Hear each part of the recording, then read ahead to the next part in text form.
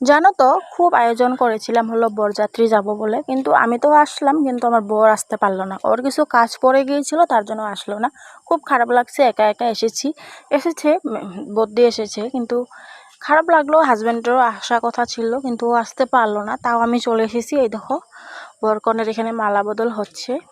বিয়ে দেখতে কিন্তু আমার খুব ভালো লাগে, সবারই ভালো লাগে। আর এখানে আমরা বসে বসে বিয়ে দেখছি, তারপরে চলে আসলাম হলো টিফিন খাওয়ার জন্য। এখন আমাদেরকে ডেকেছে হলো টিফিন খাওয়ার জন্য। সবার আগে দিয়ে দিয়েছে হলো কোল্ড ড্রিঙ্কস, তারপরে হলো প্যাকেট দিয়েছে।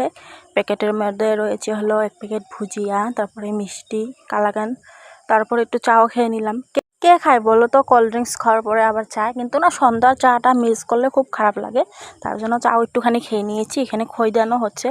বিয়ে কমপ্লিট, খুব নাচানাচি হচ্ছে। তারপরে আমরা বসে গেছি হলো খাওয়ার জন্য। ভাত রয়েছে, স্যালাড রয়েছে, মুগ ডাল দিয়ে দিয়েছে, ভেজ ডাল, আর হলো বেগুনি, পাঁপড় ভাজি, লেবু চিপে পুরো স্বাদ করে খেয়ে নিয়েছি।